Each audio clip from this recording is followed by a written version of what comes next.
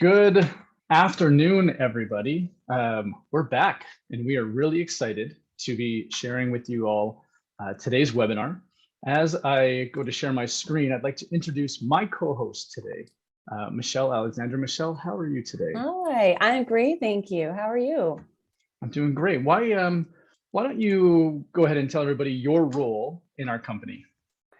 Sure. So I am Director of Marketing and Communications. And yeah, I just started this year. This is my first live webinar. I'm excited to be here.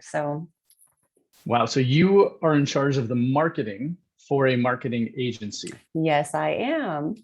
That's got to be the worst job in the world.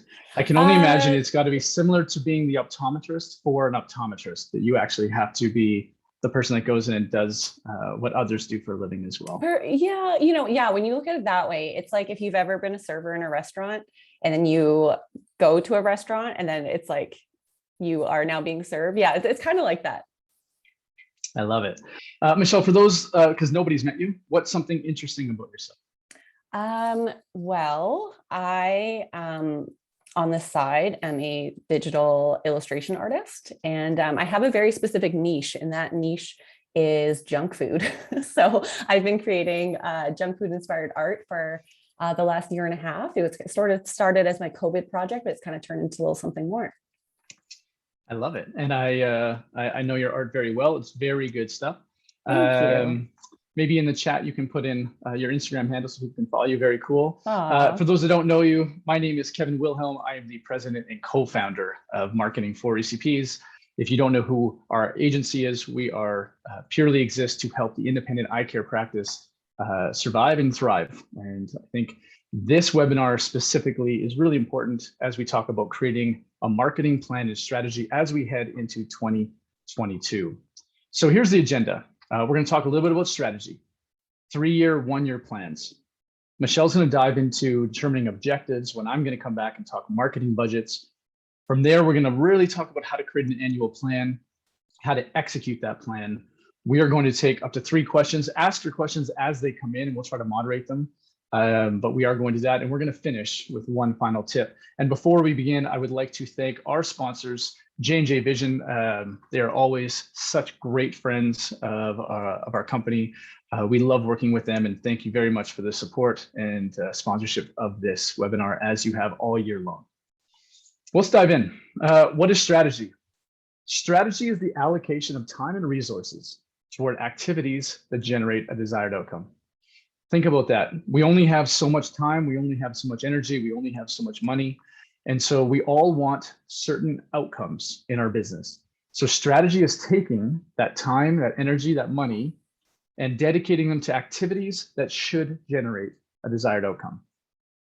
But if you are anything like me and you love saying yes to everything, you need those people around you to tell you what you are saying no to, because when you're a visionary, when you're a business owner, sometimes everything looks really good. Everything's possible. Strategy is about what are you saying no to and what are you saying yes to. Let's talk about why a marketing plan in general is important. Well, the first thing, we know, because we deal with so many of you, you just don't have the time day to day to be worrying about marketing your business. You're worrying about patients, you're worrying about people, you're worrying about profits and process and procedures and all of those things that marketing generally comes last. And if it's something that you put last, you never have time to work on it. And so it's important to put a plan together so that it kind of is your guiding light as you move forward, which brings me to this next one. Reactionary planning is counterintuitive. So many times business owners look at their business and go, you know what, we haven't done any marketing, we should do something. Or we have a bad month, we have a bad day, we have a bad quarter, and we start to think, how are we going to turn this around? And then when you do reactionary planning, it doesn't really work. So we want to focus on the future for that. And last, and I've said this, it's a guiding light. So when you're evaluating critical, crucial business decisions, you look at the plan and say, okay, what are we saying no to? What are we saying yes to? We have this plan. Let's follow the plan. And it helps us when making big decisions. So we are big advocates of creating that marketing plan. When we talk about a plan, the plan really is all about the future. So I want you to think right now, and obviously the last 2 years have been unlike any other 2 years in your career, but really think to yourself, what is the industry going to look like in 10 years? I attend so many conferences. I hear so many great speakers talk about the future of optometry, the future of eye care and eyewear. No one really knows, but we do know that it is changing and it's changing quickly. So think to yourself, what is this industry going to look like in 10 years? Who are the big players out today that are impacting that? Then I want you to think about, who are your customers today? Who are the people the patients that make up your customer base, the ones that are choosing you over and over again? I then want you to think about, who do you want your customer to be in 10 years? Because when we create our plan, it's not just about January, it's not just about even 2022, it's about building a plan to help you create sustainability and success in your business for the next decade. So who do you want those customers to be in 10 years? And lastly, how are those customer habits changing? What are they going to want from you in 10 years? How are they going to find you? Now, 10 years may be a little too far out. And if you're thinking that, then that's okay. Think about the next 3 years. How are customer habits changing? How are people's habits changing? How are your buying habits changing? And think about, what do you want from your businesses, from the ones that you interact with, the ones that you're spending your money with, and how are you researching and finding the businesses that you're dealing with on a day-to-day basis? When we think about building a plan, we have to understand where we are today. That's the best place to understand where we're going to go. It's where we're starting today. And so if you get kind of a piece of paper out, these are some real questions that we want you to ask yourself. So number one, what are the financial figures for the last fiscal year? And when I say that, what's the current revenue and your gross profit margin? When I think about gross profit margin, I'm thinking, okay, I have an eye exam come in. What is my variable cost to service that patient and their eye exam? Or what was my product cost on glasses or contact lenses? What's my gross profit margin that I have left to run the business? And so understanding that's really important. The next one is who your current customer demographics are. So we have a lot of great patient management softwares out there. I know a lot of our viewers today are in Canada, which means we have a lot of Visualize clients. We're big advocates of Visualize as well. And what we're looking for is customer demographics. Look at your patient management softwares. How old are your patients? Where are they living geographically? What do they want? What questions are they asking you? And are those changing today than they were last year, 2 years ago? Obviously, with pandemic comes a change in expected service and how we interact with our patients. So think about that. What's the information they're looking for from you to help them decide which optometrist to go to? Think about how you currently reach customers. Now, this can be your existing patient base. That might be email marketing, social media, or prospective patients, ones that I want to go out and actually have become new patients. And that might be through signage or digital advertising or through maybe community outreach. And the last one is, how much does it cost to reach them? So the question is, what are you currently spending to acquire a new patient, and what are you spending to retain them? Two totally different things. If you look at how much money you spent on marketing last year, then look at how many new patients came in, and then look at the strategies for retention, which could be recall cards, it could be calling them. There's a cost of that, of having your staff actually call them. Maybe you have a patient engagement software that you're paying for that actually reaches out and notifies them it's time to come back in. So really figure this out, and it helps formulate the plan for next year. As we look at this, we know that marketing and sales are two different things, but they're often bucketed together. I'm here to say marketing is not sales. Sales is not marketing. There is a clear difference. Marketing generates an opportunity for sales, and sales' job is to take that opportunity and actually create revenue. So understanding there's a distinct difference. One thing I love talking about is when you build a great system, whether it's a marketing system or a sales system, or even your eye exam and your procedures or processes, when you build a great system, it alleviates your sole dependency on needing great people. So think about your business right now and think, man, like all the information, our whole system is built in Janet's brain or Brian's mind. And how do we actually build a system where if Janet were to leave or Brian were to leave, we know the business will be fine. And that's really about future-proofing your business and understanding that a great marketing program, a great sales program means that you can plug other people in than Janet and Brian, and you'll still be successful. And lastly, strong marketing generates consistent leads. We know that if you have lead generation coming in all the time, new patients are coming in, they're replacing the ones that are potentially leaving. That generates higher revenue, higher profitability, which then allows you to do more things. Either invest in the company, invest in your people, add more product lines, more service lines. So strong marketing is really the beginning of sustainable and profitable business. In our business, we always look at 3 years from today. And every year, we're adjusting what that 3 years is. So we always have this 3-year picture out, and then we go down to 1 year. So let's start with the 3 years from today. On that piece of paper, you're going to ask yourselves these questions. Your revenue in 3 years from today will be what? Which means your profit will be what? What will your gross profit percentage be? And your customers will be made up of who? If you attended our webinar last year, you'll see this is very similar content. What I'm going to ask you is, if you are someone that wrote these things down, I want you to re-look at that piece of paper from a year ago and ask yourself, are these things true? Am I trending in the right direction? If you're doing this for the very first time, look at your last year's revenue and your profit and profit percentage and say, okay, what is my goal ultimately? Is it to exit the business? Is it to grow the business? Is it to acquire new practices? Is it just to have a great lifestyle that provides a great lifestyle for my family and my staff? Well, all of those still need KPIs to be true in order for that vision to come true. So having a target revenue 3 years from now and a profit target definitely helps build the plan of what the activities and the investment need to be in order to achieve this plan. Once you have the 3 years down, it's really important now to look at what is achievable, what is attainable for us in 1 year from now. So 12 months from today, in 2022, our revenue will be what? Ultimately, what's our profit, gross profit percentage, and what are our customers made up of? It might take longer to hit the 3-year target, but we have to start somewhere. So if you want to grow by $300,000 annually in revenue, then your 1-year target, just simple math might be, I want to grow by $100,000, which will generate an extra $25,000 in profit.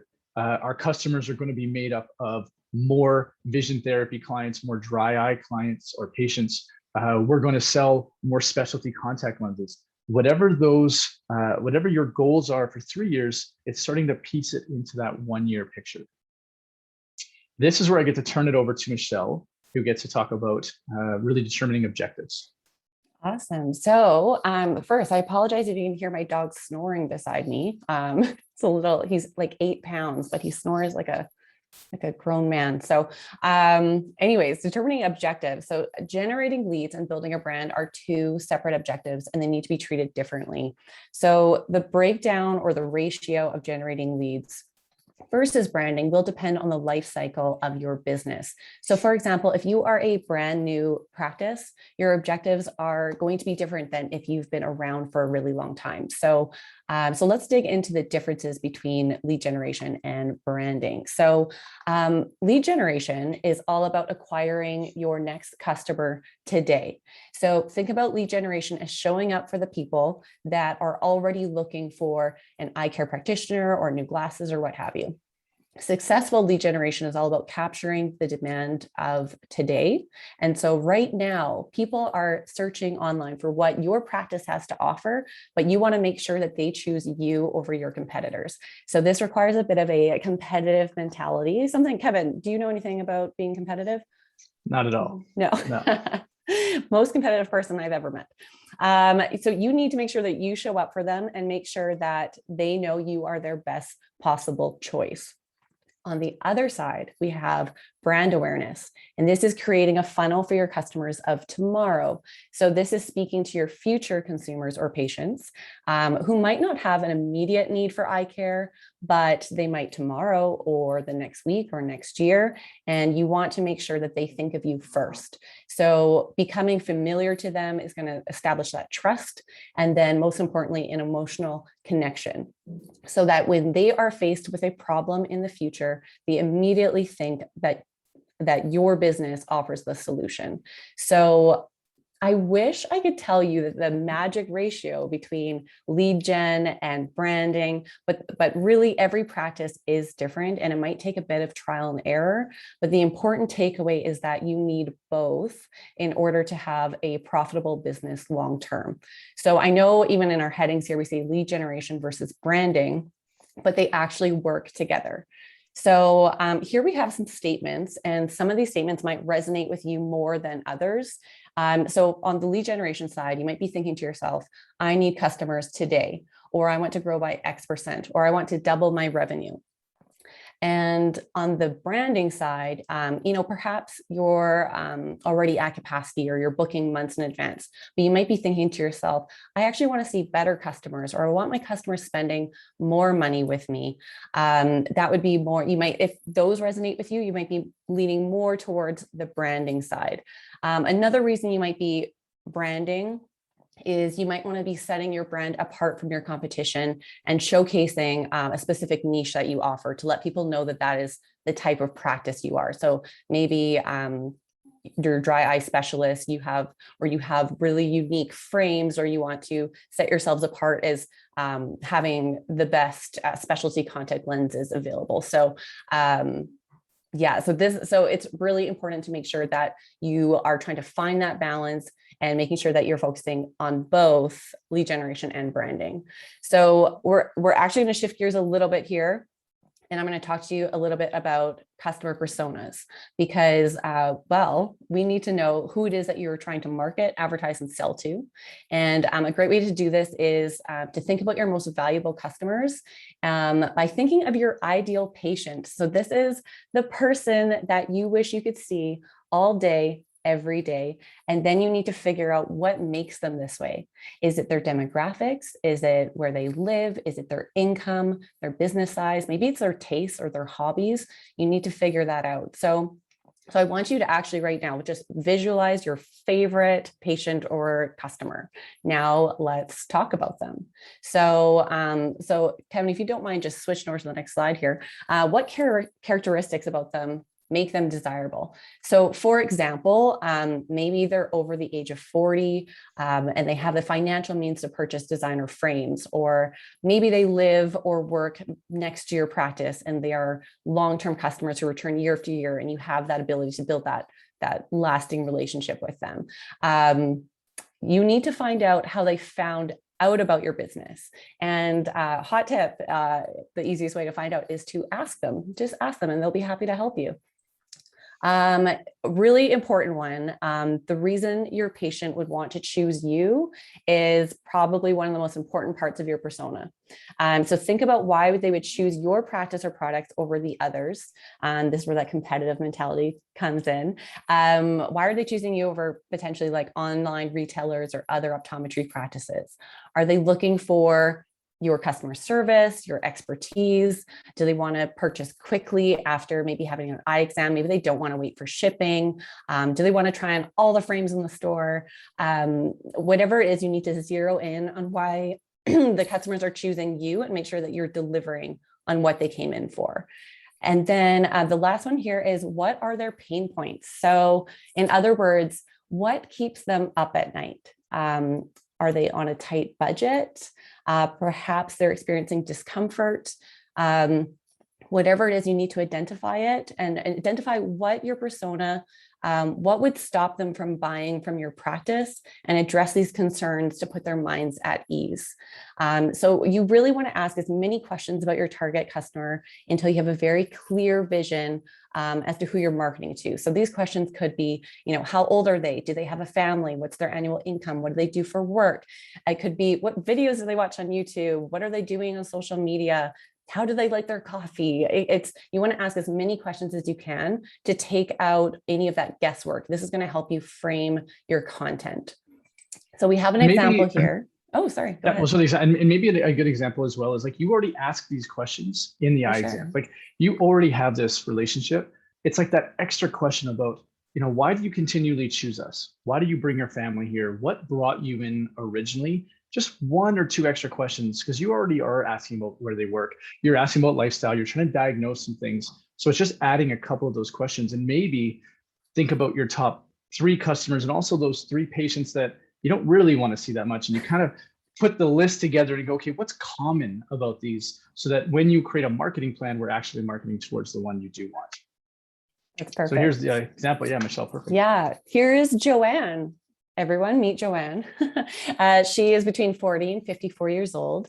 So this is a fictional character, but based on real life. Lives in a dense urban area, dental hygienist, married with 3 kids, etc. And so basically, once you have your customer persona, you need to make sure that your marketing attracts more Joannes. So you need to show them themselves in your marketing. So keep that in mind. We will come back to Joanne a little bit later, but let's say that you decide you want to allocate 75% of your resources, so your time and your money, to lead generation and 25% to branding. This is just hypothetical. Well, now you have your objectives determined. You know who you're trying to reach. So in our case, Joanne, and now you might be wondering, okay, but how do you actually calculate your actual budget? So I'm going to pass that back over to Kevin. He's going to talk to you about that. If you've ever heard me talk, you know I love talking about budgets. I love sharing the gospel here. And one thing you're always going to hear me say is believe in your investment, because a marketing investment is not an expense simply because you expect to put $1 in and get $10 back. And that's just a number. It might be $5 back or $6 based on where you're at in your business, based on how effective and how long you've been running your marketing. But understand that marketing truly is a system for generating a return on your investment. So let's really classify it. Again, forget the idea that marketing should be an expense, because an expense is a light, like the lights have to be on. We have to pay our lease. This is a cost that you do not have to make. You choose to make it. But the idea is that you're putting money into shining a spotlight on your business. And it really is an investable expense. It should generate a return as long as it's done well. You know, I talk to practice owners and business owners often. We say, okay, so you make profit at the end of the year, you might pull out a dividend, and then you're going to invest it in the stock market or perhaps cryptocurrency or whatever that is. But you're going to give that money to someone else who's running other companies to generate you a return. And my philosophy is, you have this money, why not invest it into yourself? Into you who's running your company and your people and your products and your brands that you've associated with, because which investment can yield a better return? Is it putting on the stock market with CEOs you've never met, running companies of people you've never met, or taking that money and putting it into your own company where you know the people because you chose them, you chose your product lines, you chose the services to offer? Is there a better opportunity to gain a greater return on investment? I don't think so. Which is why for us and our business, we continually reinvest in our marketing, in our product development, in our people development, because I believe that's the greatest return on our investment. Now, when you make that investment, understand your expectation and share it with those that help realize it.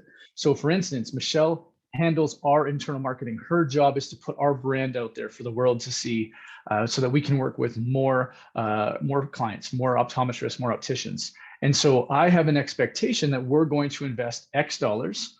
Michelle's job is to take that budget, put it out in the world, and I have an expectation of what I want to see come back. And so I share that with her so she understands what the goals are, what the expectations are. And we're going to get to this, but you actually can allocate responsibility to someone like Michelle to actually make it happen. And so sharing this vision, this expectation works wonders. Don't run on empty. If you have read my book, I talk about an analogy that talks about your marketing strategy is like a sports car for your business. So you might have an amazing company you work with. You might have an incredible strategy. It's like having a Ferrari. But if you don't put enough gas in, or if you're a Tesla driver, then you haven't charged it at the supercharger for long enough, you can only go so far. So the marketing budget is the gas, it's the electricity that you need to actually get to where you want to go. Now, times get tough. We understand that we don't hit certain KPIs, or we're seeing a big competitor come in the market. All of a sudden, our revenues are down a little bit. Some people, we look and say marketing is, again, one of those costs I don't need to have because I need to pay rent, I need to pay payroll. And so a lot of people choose to cut marketing first.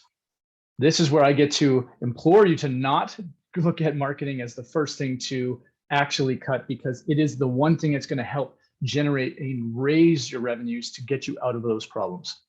And so I always say, have the plan, have the budget, dedicate it, and don't touch it. And the last thing is, running on an empty tank is only fun on Seinfeld. The joke gets a little less funny every year because less and less people have watched it. It's only so funny in our office because most people have not seen Seinfeld yet. But let's look at determining your budget. I want you to ask yourself these questions. What's the maximum number of patients that you can service today? So if you had a wide open schedule, what is the most number of patients that you can see today? How many customers do you want to be able to serve tomorrow? And tomorrow's theoretical. That could be 1 year, 3 years from now. But ideal world, how many patients do you want to be able to see? Then you can look at what your target cost per acquisition. So a way to come up with that number is perhaps it's 10% of what a patient will spend with you when they come in. So if an average patient value is $300, perhaps it's $30 that I actually want to spend acquiring that patient, times the capacity that you have. And that sort of is a way to do an ideal marketing budget. So we're adding a couple new things in here because we'll also talk about how to calculate budgets in a minute here too. Now, recognize responsible risks. The great coach, Arians, no risk it, no biscuit. You can't earn profit if you're not willing to invest something into your business, just like the stock market, just like any investment. You alone, if you're the business owner, you have to be the most qualified judge of your business's capacity. What is realistic? You have associates, you have your own schedule. What is the reality of your capacity and what you're dealing with?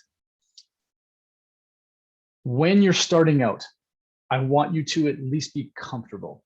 So invest what you are okay to lose. That's always a really good advice from anybody, but just be comfortable, see what happens, and then be willing to adjust your budgets from there. And this is really important. Know when to let go of the processes that are ineffective.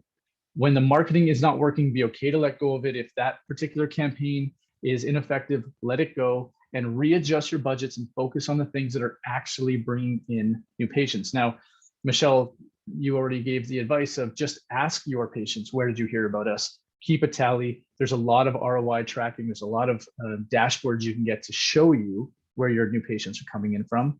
But when you see things aren't working, know when to let it go. This is the ultimate budget calculation that I also share. And it is, look at what you spent last year. And if all things are even, we will spend what we did last year to maintain the revenue you will be at. But if you are somebody that wants to grow, you see growth in your future, take the amount that you want to grow, take 10% of that amount and add it to last year's marketing budget. This is an easy calculation that we use for our own marketing budgets year over year. So here's an example. Let's say last year you spent $25,000 on marketing. You want to grow by 200,000. So let's just say you're $1 million practice. You want to grow by 20%. So you want to go $1 million revenue to 1.2. That's aggressive growth. Let's say that's what you want to do. And you only spent 2.5% of your revenue last year, which is the 25,000. We're going to take that. We expect that we should do another $1 million in revenue. But I want to grow by 200,000. I take 10% of that, which is 20. All of a sudden, my budget becomes 45,000 for the year.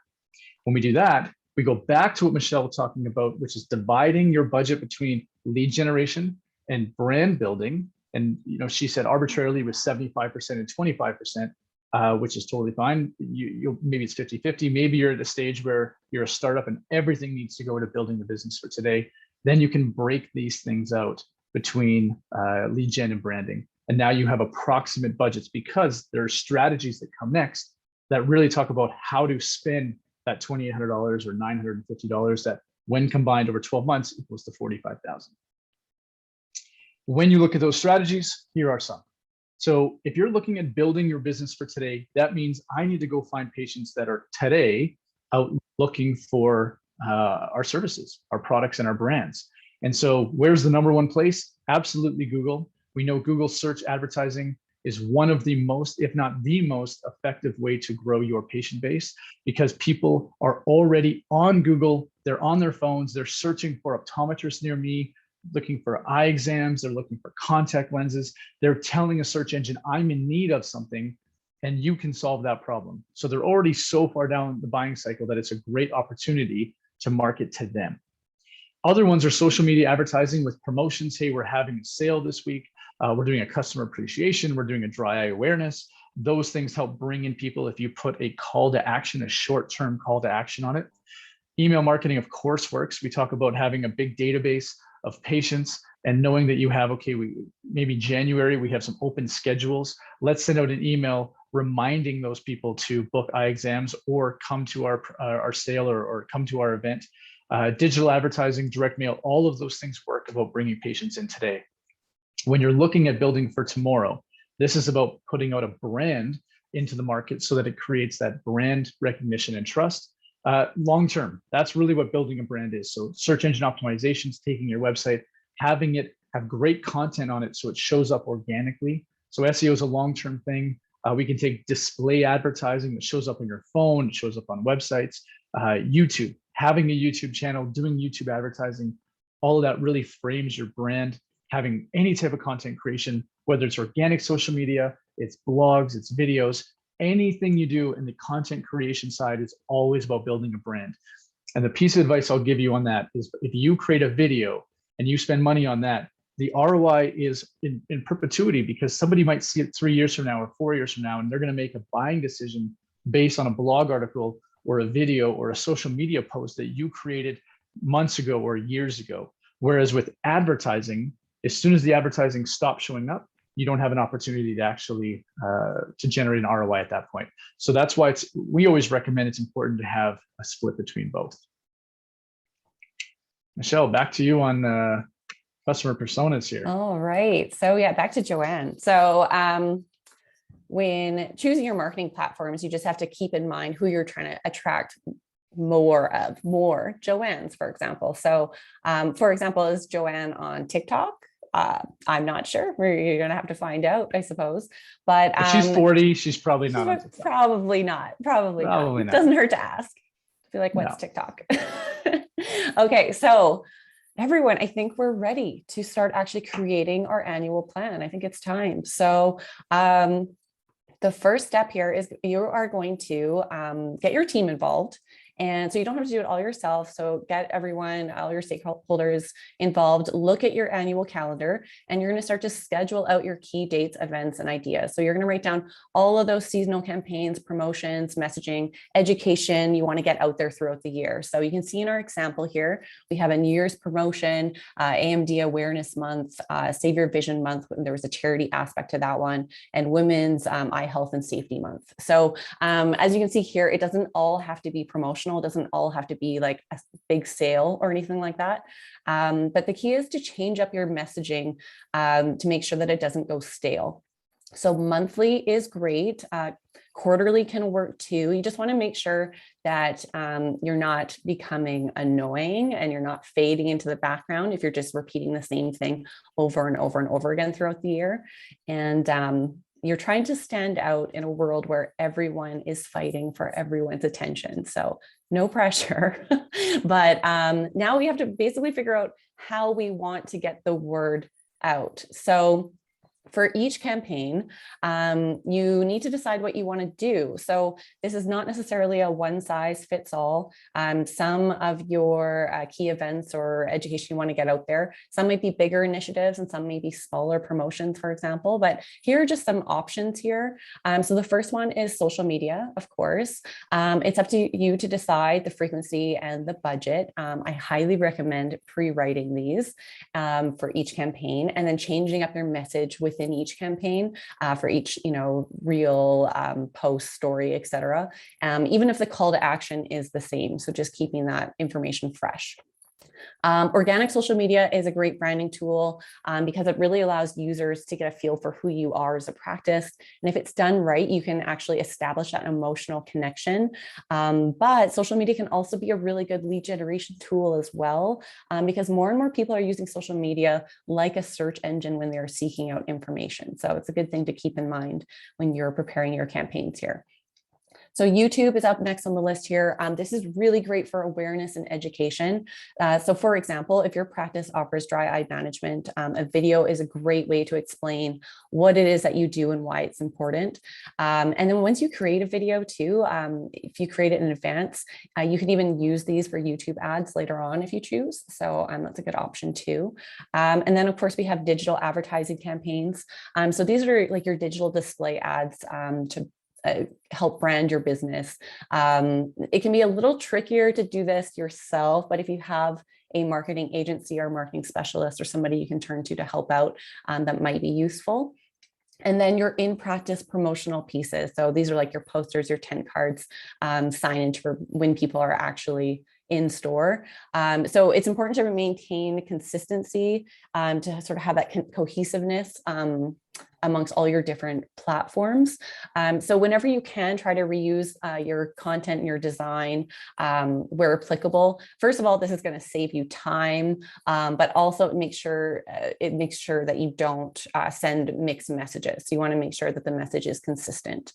So now that we have our calendar and plan, the messaging has been determined, we need to make sure that this plan actually happens and it's effective. So here are some tips on how to make sure that your plan is not just, your hopes and dreams that never got accomplished. So efficient or effective execution. So number one, assign one person in your practice to be held accountable to this plan.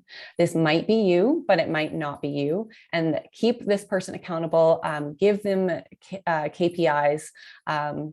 Just like Kevin mentioned, like he's told me exactly what is expected of me.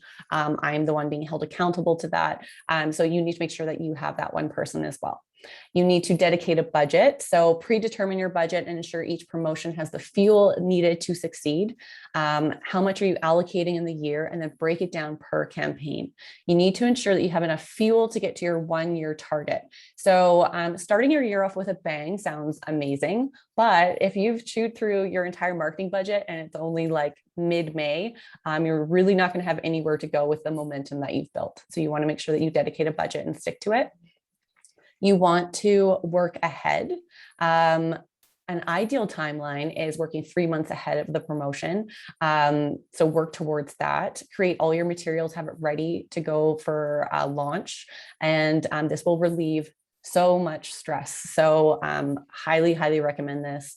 It might sound challenging in the beginning, but once you get the hang of it, it just keeps getting better. So work ahead as much as possible.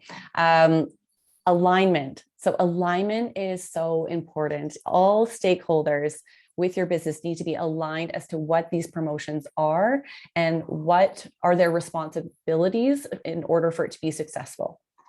So your team needs to understand what's going on, because you don't want them to be caught flat-footed. If someone comes in and is asking for something that they saw on your social media account and they have no idea what you're talking about, that's not a good look. So you need to make sure that everybody is aligned. And we have another tip. Tip number 5 is do not set it and forget it. So that is the next slide here. The machine doesn't run on its own. It needs routine maintenance. So meet with your marketing team or your agency or your person after each promotion to check in on those results and how you can best support them to be even better the next time around. So set those meetings throughout the year right now, and hold yourself accountable to being there and being ready to contribute. So, okay, I said set those meetings right now, but I'm like, not right now, because first I have a couple things that I want to talk to you guys about, and it is our free giveaways. So our internal marketing team has been working really hard. Actually, some of them are here in the webinar. So hello, Hello, team. They've been working really hard to put together these amazing resources for you that are totally free. You just have to download them. And they're going to help you plan and deliver an effective 2022 marketing plan. So we have 12 themed social posts, one for each month of the year. You can just download them, use them however you see fit.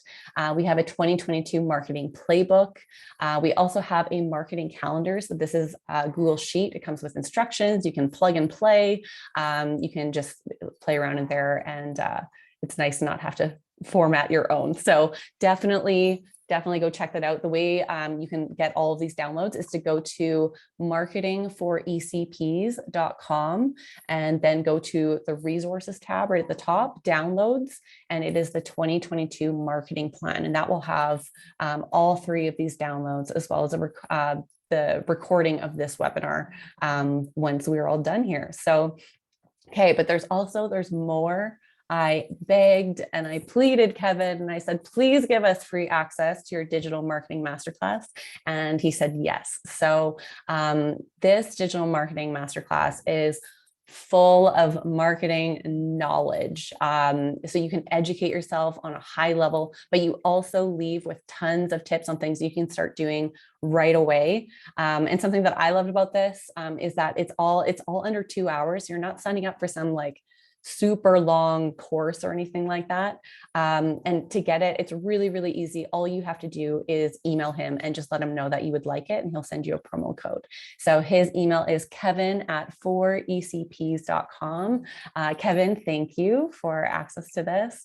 I watched it a couple months ago, and it's on my list to rewatch it just to refresh my memory. So yeah, thank you for that.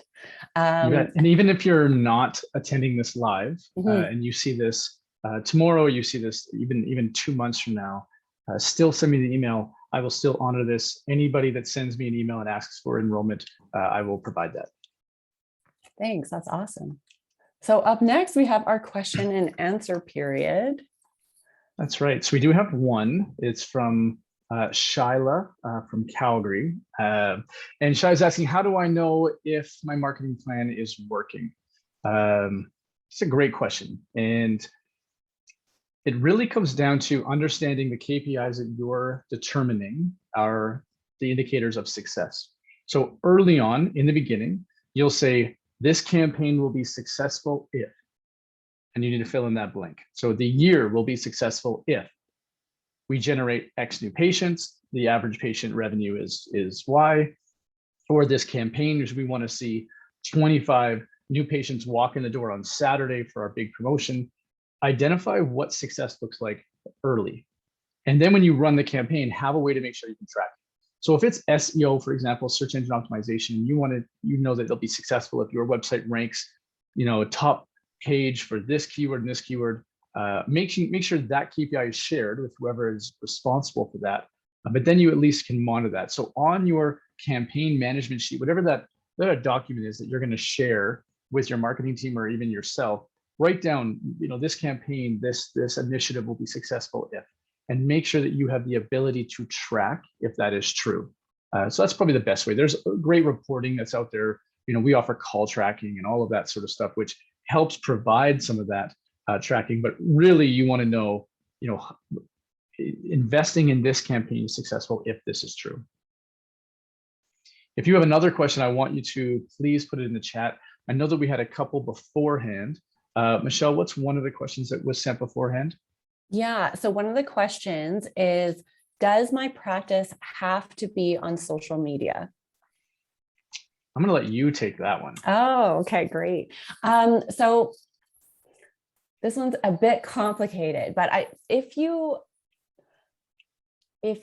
feel like you have the time and the resources to be able to have social media channels and you are engaging with your followers and you're able to post on a consistent schedule, then absolutely, yes, you should be on social media. If you do not have the capacity to do it right, then this is kind of your permission to not do it, but hopefully you can work towards that and maybe somebody is that is capable is like assigned to this, because of course you want to be on social media. It is a part of our lives now, whether we love it or hate it. You do want to be on there, but if you don't have the capacity right now to do it properly, then don't do it.